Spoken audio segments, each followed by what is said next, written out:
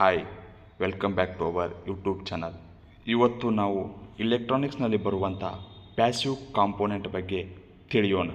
ಅಂದರೆ passive component ಎಂದರೇನು, passive ಕಾಂಪೋನೆಂಟಿನ ವಿಧಗಳು ಮತ್ತು ಪ್ಯಾಸಿವ್ ಕಾಂಪೋನೆಂಟಿನ ಉಪಯೋಗಗಳ ಬಗ್ಗೆ ತಿಳಿಯೋಣ. Passive component can store or maintain energy either in the form of current or voltage.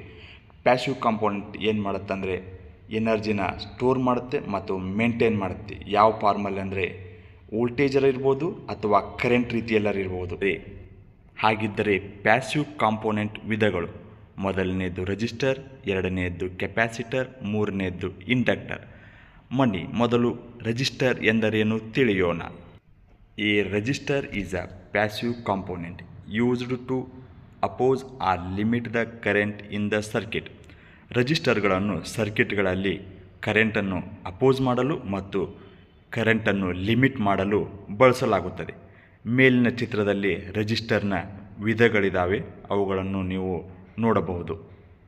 ಮತ್ತು ರೆಜಿಸ್ಟರ್ನ ಸಿಂಬಲ್ ಯಾವ ರೀತಿ ಇರುತ್ತದೆ ಎಂಬುದನ್ನು ಈ ಚಿತ್ರದಲ್ಲಿ ನೀವು ನೋಡಬಹುದು.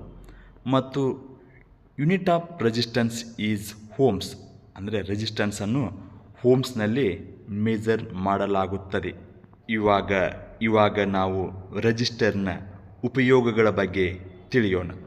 ಮೊದಲನೆಯದು reducing the current flow, dividing the voltage, biasing active device.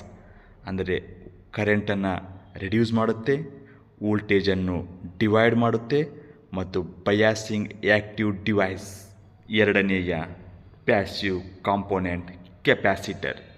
A capacitor is a device that stores electrical energy in an electric field.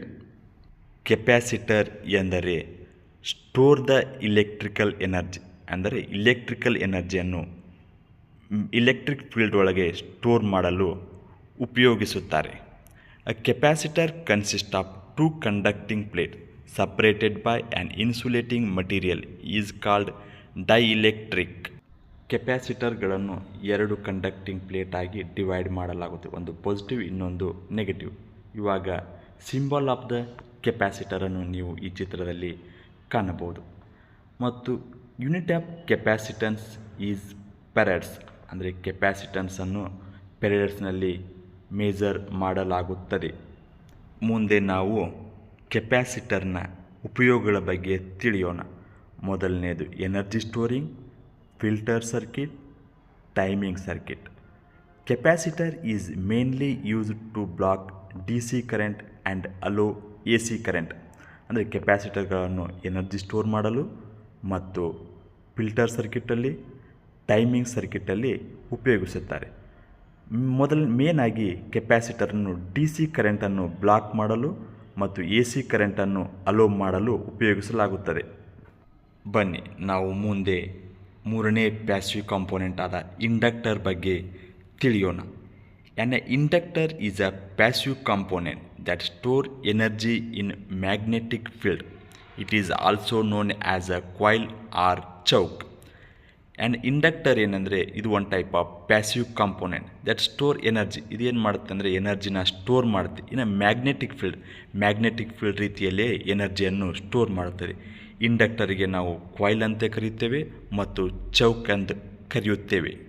ಈ ಚಿತ್ರದಲ್ಲಿ ನಾವು ಇಂಡಕ್ಟರ್ನ ಸಿಂಬಾಲನ್ನು ನೋಡಬಹುದು ಮತ್ತು ಇಂಡಕ್ಟನ್ಸನ್ನು ಹೆನ್ರಿಯಲ್ಲಿ ಮೆಜರ್ ಮಾಡುತ್ತಾರೆ. The unit of inductance is henry. ಮುಂದೆ ನಾವು ಇಂಡಕ್ಟರ್ನ ಉಪಯೋಗಗಳ ಬಗ್ಗೆ ತಿಳಿಯೋಣ. Use of inductors. ಮೊದಲನೆಯದು power supply, radios and sensor. ಇಂಡಕ್ಟರ್ಗಳನ್ನು ಪವರ್ ಸಪ್ಲೈಗಳಲ್ಲಿ, ರೇಡಿಯೋಗಳಲ್ಲಿ ಮತ್ತು ಸೆನ್ಸರ್ಗಳಲ್ಲಿ ಉಪಯೋಗಿಸುತ್ತಾರೆ. Okay, thank you for watching. ಈ ವಿಡಿಯೋ ಇಷ್ಟವಾದಲ್ಲಿ ಶೇರ್ ಮಾಡಿ, ಸಬ್ಸ್ಕ್ರೈಬ್ ಮಾಡಿ ಮತ್ತು ಬೆಲ್ ಐಕಾನ್ ಕ್ಲಿಕ್ ಮಾಡಿ. ಧನ್ಯವಾದಗಳು.